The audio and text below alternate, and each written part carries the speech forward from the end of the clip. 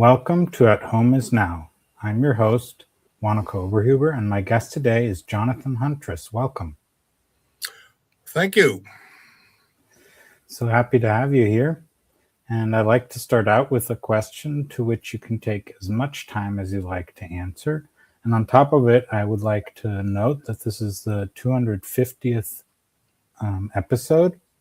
So a very nice number. We could all celebrate. Yeah, and we're going to go into some of the beautiful history of A Course in Miracles that you were part of. And I'd like to ask you, what are you most excited about today? And how does it contribute to your joy and happiness? That is a strange question for me. I'm at the end of my life. And so excitement, which is actually mostly anticipation, doesn't really count for something. I'm very satisfied with everything that has happened in my life, and and so I'm looking forward to very mundane things, which is working with my granddaughter, working with my daughters and their families, just being there, and that's kind of what my life is now. I'm retired, and I've done a great many things in my life. I've gone through about half a dozen 180-degree switches from the beginning. So life is good. I had a friend in Santa Fe who was a priest, and I saw him back 2003 or so, 4. He was on one of my work crews when I was building houses. And he said, and I asked him, I said, are you happy? And he said, John, I'm content. And he was a really, really good man. He was a priest, and he worked in the Vatican. And then he took a sabbatical and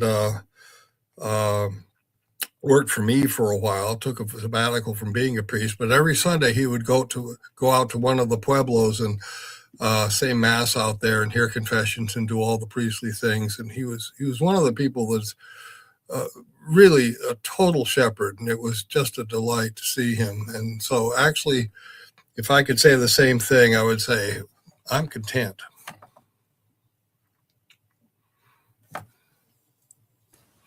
That's a beautiful answer as well. There's so many possible answers. He was also I taught in a prison for 6 years. I taught building courses in a prison for 6 years in a penitentiary. And he became, after I left, he became the chaplain, the Catholic chaplain for that prison. And so I was talking to him, and he said, John, there are 9 priests out there right now, and I'm the only one that gets to go home at night.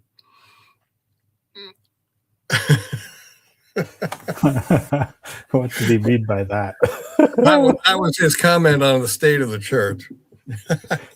I think he'd be a lot happier now. Okay. Well, then let's go. You said you were very content with what you've experienced in life. Maybe you'd like to share some of that. Well, I had a very average Midwestern life. I grew up in Iowa, and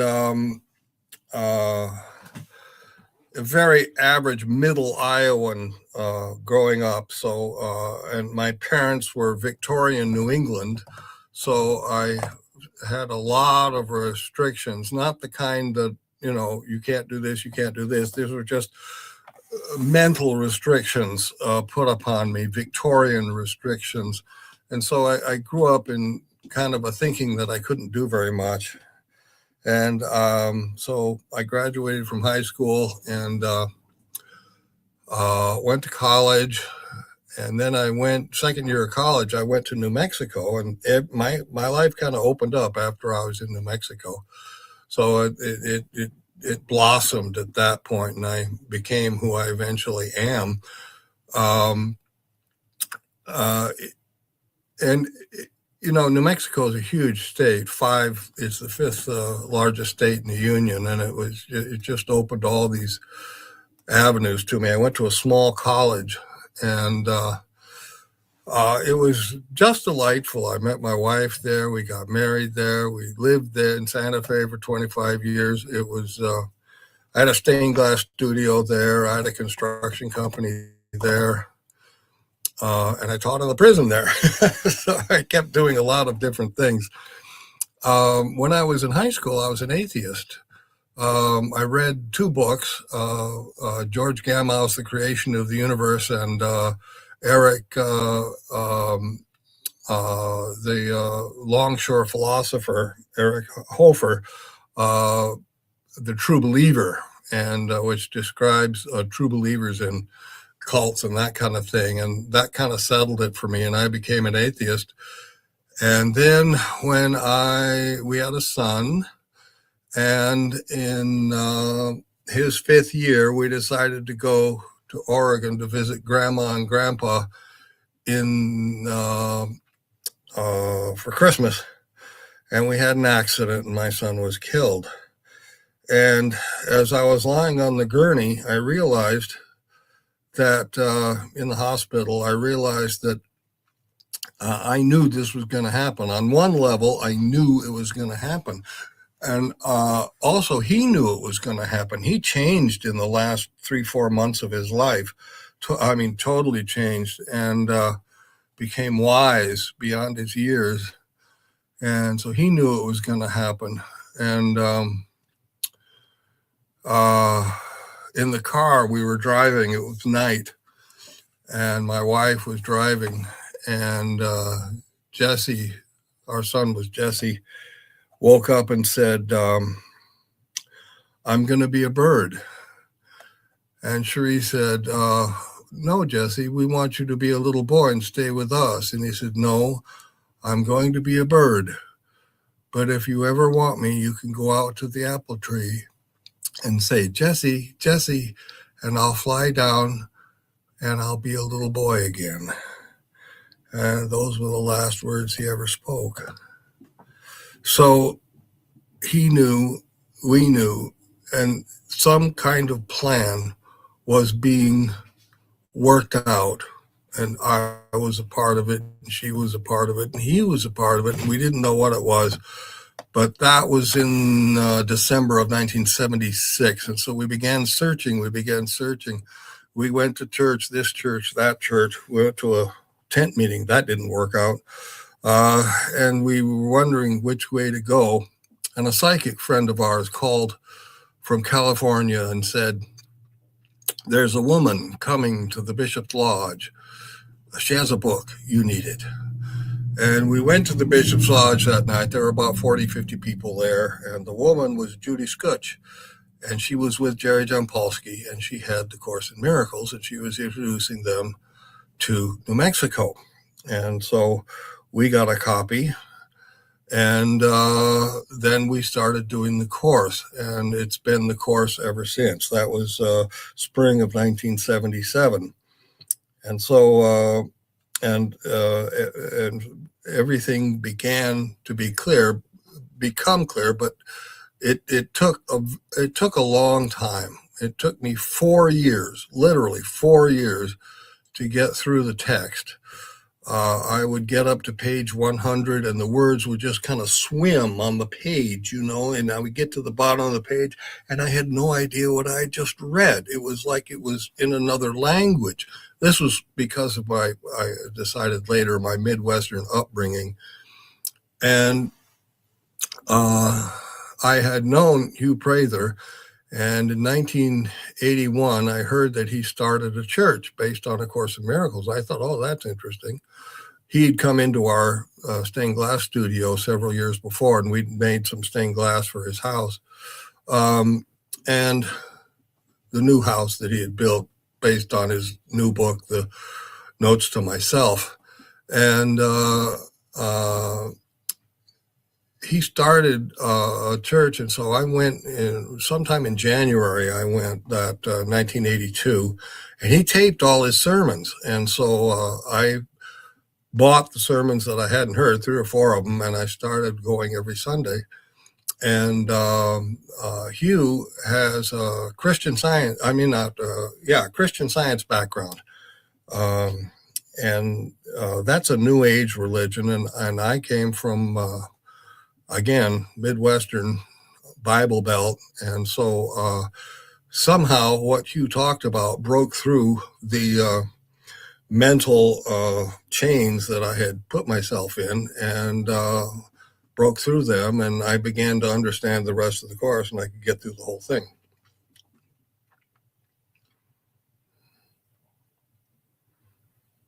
Next question. That's quite a story you went through. So what actually happened? How did you get past those mental blocks or whatever? I don't know how that worked.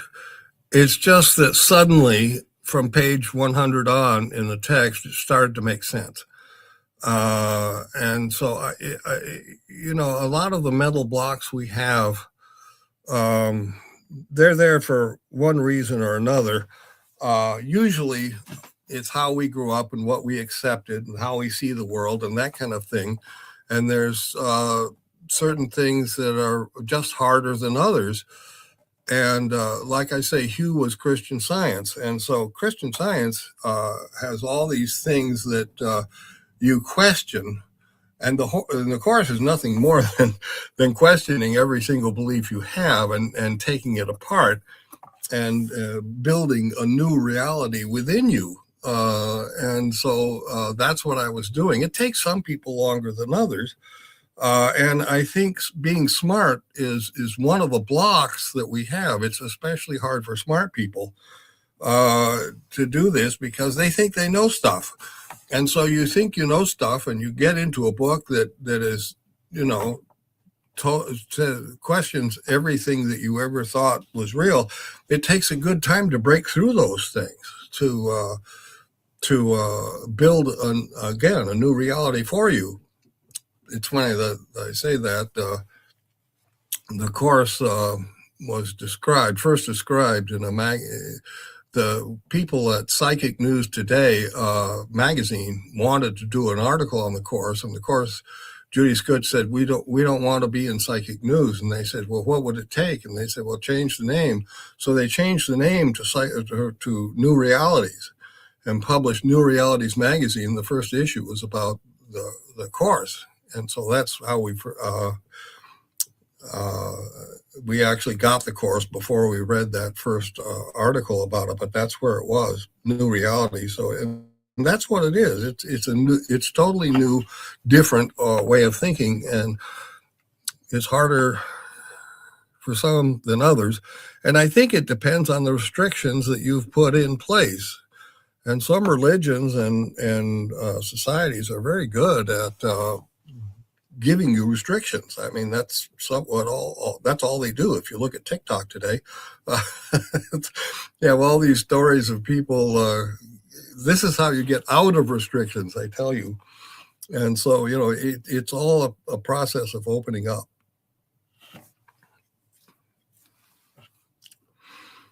I told you about Hugh Prather, and he had a very interesting life. He married Gail, went to the Summer of Love in San Francisco in '66, I think that was, and then he ended up on a ranch on his mother's land in Colorado, southern Colorado. And he was writing and sending off manuscript after manuscript and getting rejection after rejection. And he was reading Carl Rogers' book on becoming a person. We were all reading that then. And it was published by Moab Real People Press in Moab, Utah. And in the back of the book was a call for manuscripts. The guy said, send me what you got. And Hugh had never seen that before. And he didn't have anything to send out at the moment because everything he had sent was out. And so he took his personal diary and he made a few changes, and then he put it in the mail and he sent it to Real People Press. Now, the way he did this, he was, again, in southern Colorado, and the nearest town was Chama, New Mexico, 40 miles away. And so and they went to Chama once a week because, it's 40 miles away. And so they planned their stop, and they go to Chama, and he drops it in the mail. And then they do their shopping, they do their laundry, they do, their stuff, and then they drive back home. And something they did was wrong. They missed something. They missed something important. And they realized they had to go back to Chama the very next day.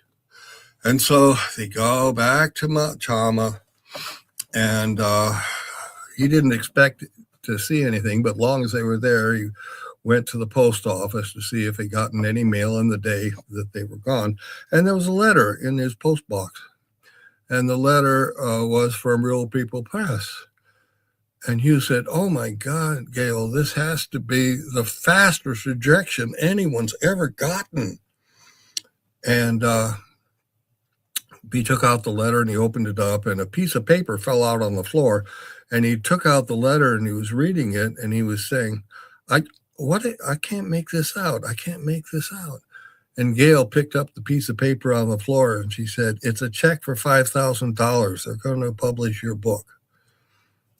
So his letter got on the truck, went up to Moab, was put in Real People Press's mailbox. The editor read it, read the book, said, "I want this," composed the letter, put the check in it, made it into the mailbox the next morning. The truck came down from Moab, hit Chama. What kind of luck is that? And Notes to Myself was published. It sold 1 million copies without ever being reviewed or advertised. So it was an honest million seller. And, if you sell 10,000 books, your publisher's real happy. And this sold 1 million. And it made Hugh a name, and he became a writer then, and he built his house in Santa Fe, and I did the stained glass for it. And he started the church out of a grief group that he started. And that's where that's what had happened. And he started the Dispensable Church, and it was so successful that he had to leave it. The reason was Santa Fe is a small town, and the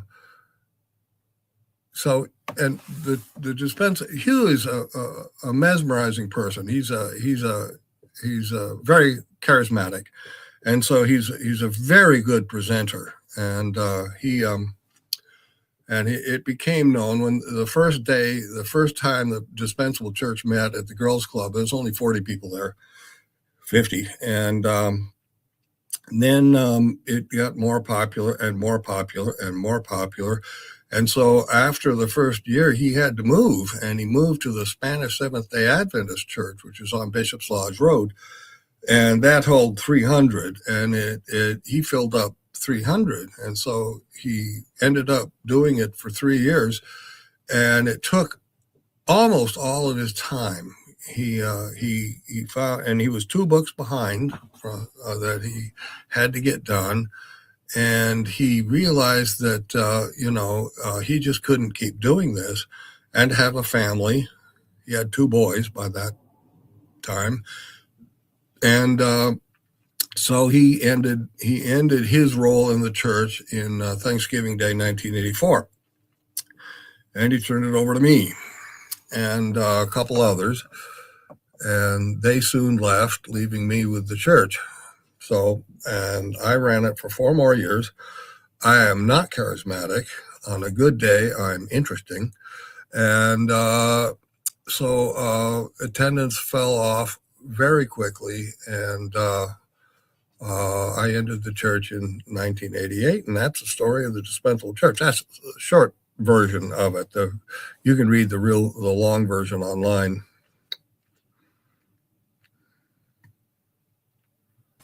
Wow. So, in other words, the Dispensable Church is. There you go. Yeah. In other words, the Dispensable Church is nowadays just an online presence of memories, or. Yeah, like I say, we taped all of Hugh's sermons, his talks, 1 hour talk each one, and he did 148 of them.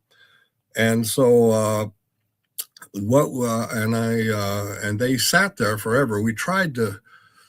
He originally sold the tapes through New Realities magazine. He would write an article for them every now and then, and they would give him a full page ad every month for his tapes. And we sold quite a few of those tapes through the mail. But then New Realities died, magazines died, and so the tapes sat for several decades. We tried various things, and then a friend of mine, a woman I met in Ohio, got together, Cheryl Pockrose, and we got together, and she put the tapes, she digitized the tapes, and then my son-in-law put them up on the internet. So they're available now on the internet, 148 of Hugh's talks on the internet. He started off the church doing a lesson a day, and he figured he'd do it for 7 years. But by the time he got to lesson 7 or 8 or 9, somewhere in there, he realized, even though his audience was still small, that he was leaving people behind. This is complicated stuff. The course is not easy at all. And he was leaving half his audience behind. They weren't getting it. And so he shifted from presenting lessons to just talking about living the course. And that's what he talked about for all the rest of his time in the church, living the course. So he's got titles like How to Live in the World and Still Be Happy, sickness, what do you, if you have relationship problems, stuff like that. And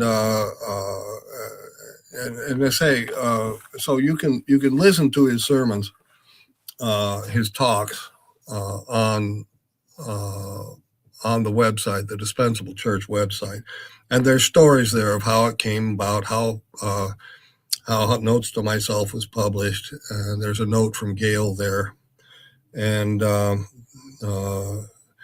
Hugh and the thing with the course is, most important thing is relationships, and there's only 3 kinds with the course. There's people you meet once and never see again. There's people you meet and spend a certain amount of time with, and then you don't see them again.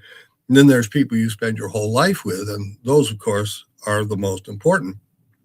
And so, and those are the ones that most people mess up, or most people have trouble with. And so and Hugh had a lot to overcome relationship-wise, a whole lot to overcome. He told me that his father hated women and did everything he could to hurt them. And this is what Hugh grew up with, because his parents got an early divorce. He was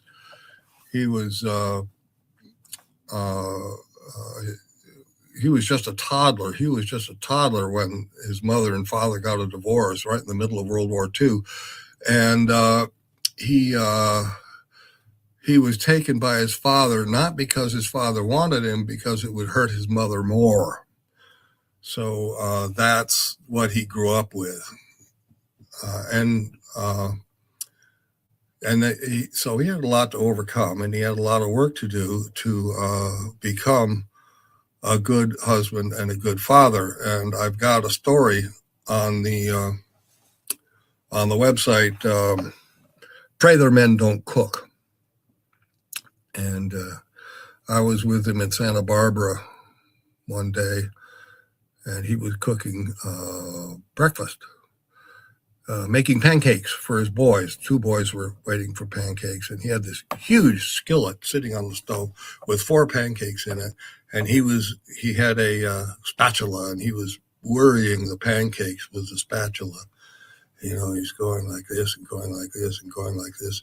And I asked him a question, some kind of important question that I have no idea, can't remember what it was. And he didn't answer. He waved the spatula at me. And I thought to myself, this is interesting. Hugh can't cook and talk at the same time. And he after a minute, he said, Prather men don't cook. And and so I thought about that for a while. And then I said, well, you have a little voice telling you should be doing something other than cooking. And he agreed completely. And he said, anyway, the Prather men don't cook. They will go into the kitchen and happily make a terrible mess so that you'll never ask them again. In other words, it's all total male stuff. And that's what Hugh grew up with. So that's what he had to overcome. And it was really, really hard for him. He couldn't cook and talk at the same time because he had to totally concentrate on cooking or he would throw it away. And he wasn't going to do that. Gail was sick that morning and lying in bed. And so he had to feed the boys. And it was a great amount of work, much more than it would be for you or me.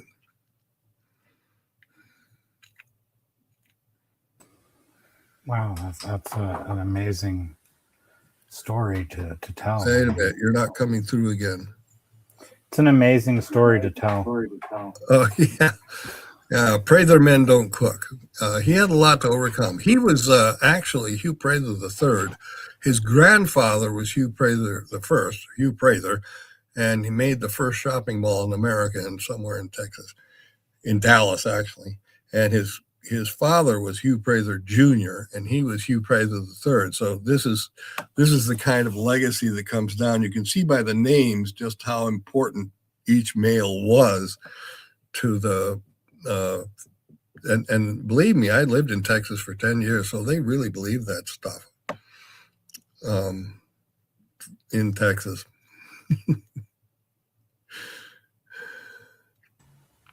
Yeah, but he certainly was different with women than his predecessors, right? He had to work very, very hard on his marriage.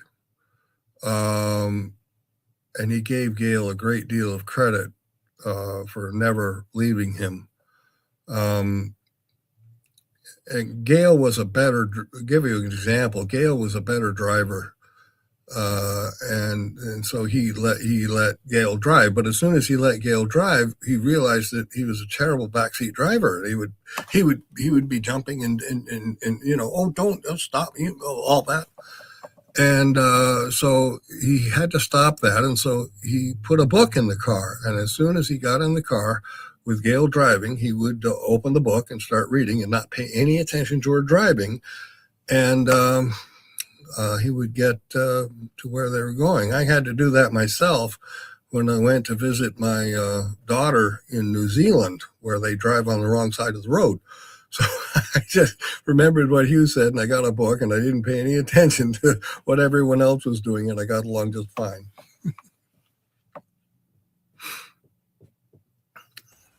Interesting strategy to get past the issues. Well, yeah, and this is the thing with Hugh, and this is what he talked about: simple answers to very common problems. He was talking about relationships.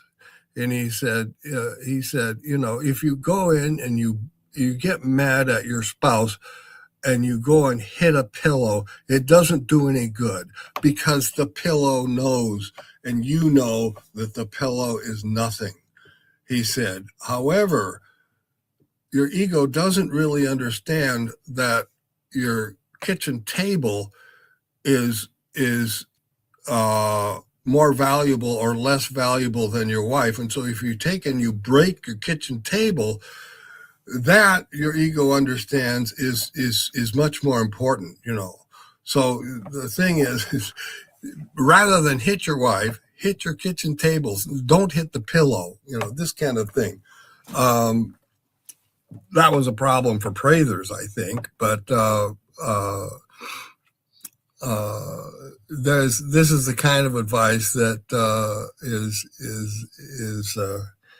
in the in his talks. I remember once he was talking about the original course people, Judy, Judas Skutch, Jerry Jampolsky, and the others, and they were having a meeting. Hugh, they invited Hugh a lot. He's in Santa Fe. They were in California, but he would fly there often. And he was at a meeting and with them, and they said they'd ask a question, and then everyone would get quiet, and they would sit, and they say, "Did what?" And one of them would say, "Well, I think I heard. What I think I heard was, And you said, "Listen, people, God does not sit in the corner and mumble." Back then, hardly anybody heard the voice of the Holy Spirit or that kind of thing. Now it's much more common. You can draw the conclusions of that. But in fact, one Dispensable Church story, Hugh got a call from 3 guys from Oklahoma, and they came to Santa Fe just to talk to Hugh because one of them heard the voice, like Helen just heard the voice, and they went to eat at the Steaksmith. And so, and one of them said, "Oh, I'm hearing something right now. Let me go in the bathroom." And so he went into the bathroom, and then he came back and he said, "This message is for all of us." And he said, "Row, row, row your boat gently down the stream." And Hugh said, "Oh my God, that's the perfect song." He said, it describes everything. Row, row, row your boat gently down the stream. Merrily, merrily, merrily, merrily, life is but a dream.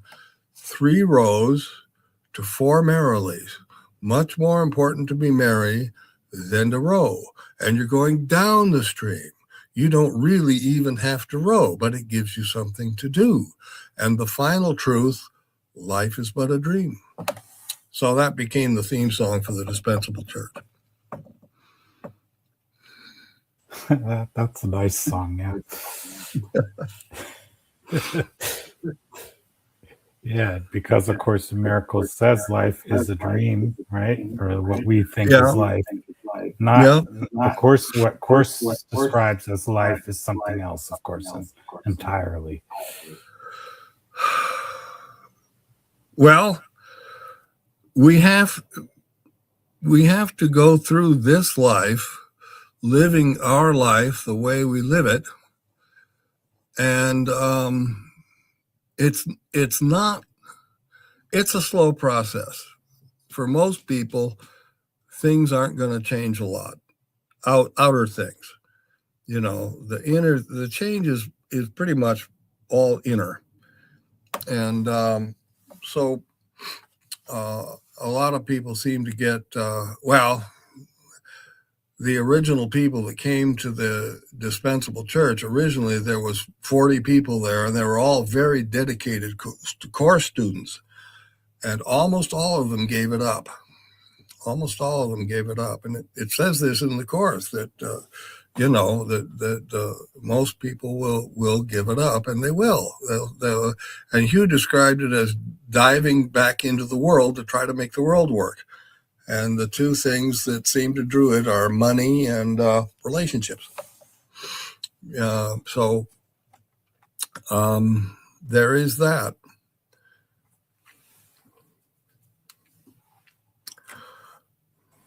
Yeah, I think another topic you were speaking of with me beforehand was about the Christianity and A Course in Miracles, and and how one can for me, A Course in Miracles reconciles me with the Christian faith or with the Bible in many ways that I would have never suspected were possible, right? Because Yeah. there's so much that I could interpret that would get me really riled up when I dealt with faith and so on. Not that I don't believe or don't have faith. It's because of the nature of feeling under pressure, right? While A Course in Miracles is showing you another way to feel a gentle. It's a gentle path, not one of Right. harshness, like you Yeah. might interpret when you read the Old Testament and things like that. You're like, oh my God, right? God was really, saying do this or else. At least Yeah. that's the way it comes across, right? Yeah. And then One thing, and when you read A Course in Miracles, you learn to see that very differently. I wrote a book, my first book about it. "'Tis the Gift to Be Simple," and it's about, can you find the Course in Miracles in the New Testament? And you can. I found it, but it's actually quite simple. There's 3 parables and a dozen of his sayings. Pretty much encompass the entire course. Why did we wait 2,000 years for him to expand on it? And it's because Sigmund Freud had to come first, which is made clear in the Circle of Atonement edition of the Course in Miracles. Sigmund Freud created our belief founded our belief in the unconscious mind, and suddenly the unconscious mind opens up everything else. And it was even his terminology, ego, that is used. And so that's tremendously important. And if you go to the history of Christianity or all religions, you see that occasionally there's people, Jesus, the Buddha. There's people all along the way who have seen reality and real reality and described it and have become religious figures for others. And then we try to make sense out of what they said and try to make it palatable for everybody else. And this is what ends up as religion. This is what we think it means when you have a spiritual happening to you. That's the thing. When we lost our son, it wasn't just knowing that he knew he was going to die, and we knew he was going to die. We didn't know we knew, but at some level we knew. But all these other things happened. Everything changed. We were literally carried that first 6 months, and I was it was February, right after he died in December. And it was February, and I was working on my house, and I was working on the wainscoting, making the wainscoting for the living room. And I was using rough sawn lumber because that's what you did those years in Santa Fe. You did a lot of rough sawn lumber, and it was from the mill, and I was sanding it with a belt sander. And I was talking to myself, and I was sanding the boards, very boring, sanding one board after another. And I said to myself, I was talking to myself, I said, well, here I sit, the carpenter. I said, just like Jesus, except I got a bolt sander. And at the moment I said that, an entire flock of birds, several hundred birds that were above me, came down and surrounded me. They were flying under my legs, under my arms. They were all around me. There were just this swirling cloud of birds around me, and then up and away to the east, to the mountains. And I watched them disappear in the February light. And then I went inside to tell Cherie. But, that happened. That the miracle is so specific, so intentional, that it literally cannot be missed, And even when I say that happened 49 years ago. And yet, again, it has the same impact that it had back then. And that's the interesting thing. If you do the course, when tears come to your eyes, when you get that gripping in your heart, time slows and you approach that now point where everything makes sense. And that in itself is a miracle. Yes, it is. Yes. Yeah. So, did you have many of those experiences of the now in which things started made sense? Because it's like for me, it's a question that I think is very important, because when you get into that experience, then everything makes sense. But right afterwards, it no longer does, right? Couple things. If you talk about your miracle, it becomes less, not even in your own mind. And that's a weird thing, especially if you think miracles are somehow useful for inducing belief in others, which they're not. That's not their purpose at all. But it does lessen some. So you got to be careful with them. And the really showy miracles, those, we had a year of them, and then they tapered off. And we needed them less and less as we progressed, as we came to terms, and as we learned. And and this is hard to explain the way they work, but it's like we lost a child. Well, if you read from people that lose child, they have all this advice on losing a child. And the thing is that none of that would have done us any good if we read any of that beforehand, because it was totally different from anything I would have accepted at all. And I thought people would help me, and they didn't. They couldn't.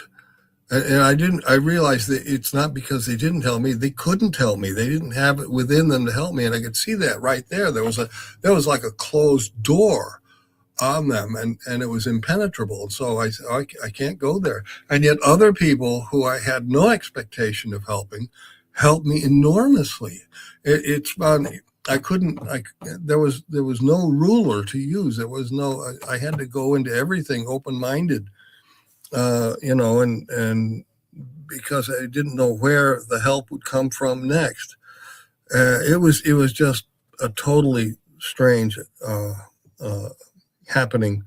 And so intense learning situation is what it was.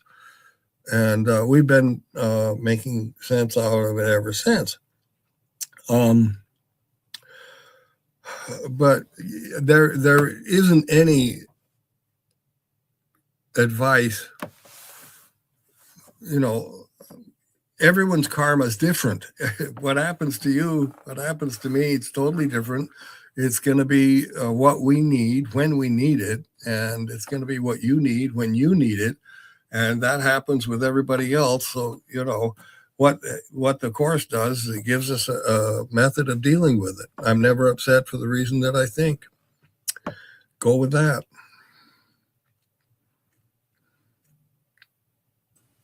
Yeah, that is an important lesson to learn. True. Yeah, that's one of the big ones. I mean, all the all the things said in A Course in Miracles are very, very important. Like that every son of God is infinitely valuable in the mind of God, right? And everyone is the son of God, right? So it's so seeing each other that way is also quite fascinating to learn to do that, right? Yeah. The 3 parables in my book that sum up the Course is the Good Samaritan. That's love your neighbor like yourself. The Samaritan was hated in time of Jesus. Samaritans were hated. What happened was a couple hundred years before, the Assyrians took over northern Israel, and they took all the people in northern Israel, most of them, and they shipped them out. And they got a bunch of pieces from some other people somewhere, and they brought them in to Samaria, and they became the people. Now, they all converted to Judaism because that you converted to the God that was in your area. Gods had area back then. And so, who's your God? Yahweh's the God. Oh, okay. Now I have to, Yahweh's county. So now I have to worship him. That's what they did. But, 200 years isn't enough to take the onus away. So Samaritans were considered apostate Jews, even though they considered themselves Jewish. They had their own temple. And so they worshiped at their own temple. They didn't even worship in Jerusalem. And so a Samaritan is going on the road, and he finds a naked man. Now, a naked man could be anybody, but the thing is, if he's not Jewish, then if you touch him, you become impure for a good Jew. And then you have to go to Jerusalem, and you have to pay for the priest to absolve you from this sin of touching the naked man because, he was impure. And, you have to go all through this stuff just for picking up a naked man. And the Samaritan not only picks him up, but he takes him to an inn, he feeds him, he gives money for him. This is what he does. So, who is your neighbor? Well, your neighbor is the guy you would least like to help you. The Samaritan is someone who would least like to help. So it would be like the good Taliban, or something like that for today.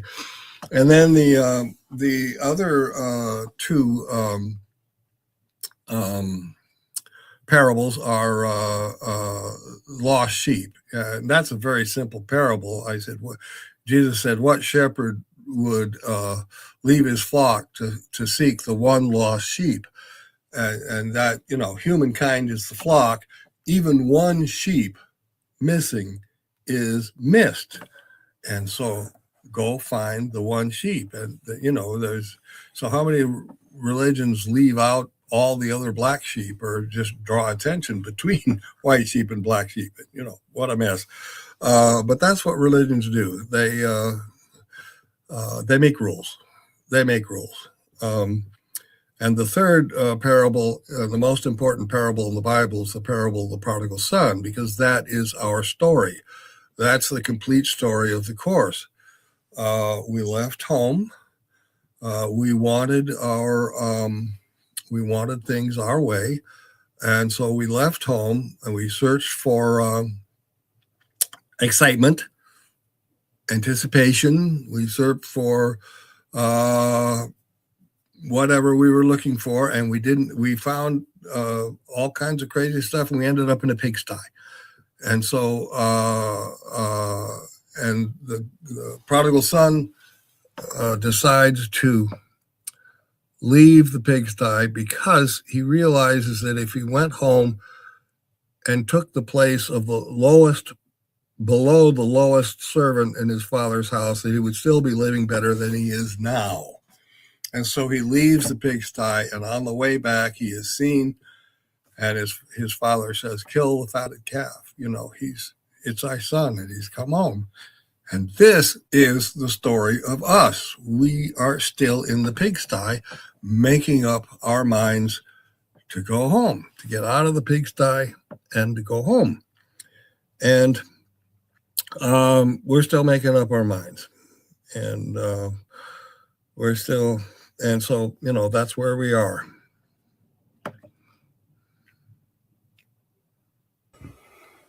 Yeah, it's an interesting thing is to discover that there is a memory within us of what it's like, right? Yeah, well, if you look at the history of religion, you find these people all along the way that have had these incredible experiences. There's Joseph of Cupertino, who's a patron saint of pilots, who would fly off the ground, at the merest thought of something holy, and it happened to him all the time. But he was considered to be a half-wit of the village, and so these other people like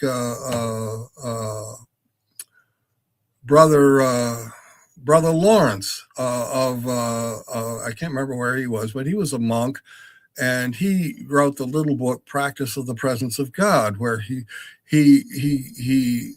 took credit for everything bad that he did, everything that he failed to do, and he gave God credit for everything good that he did.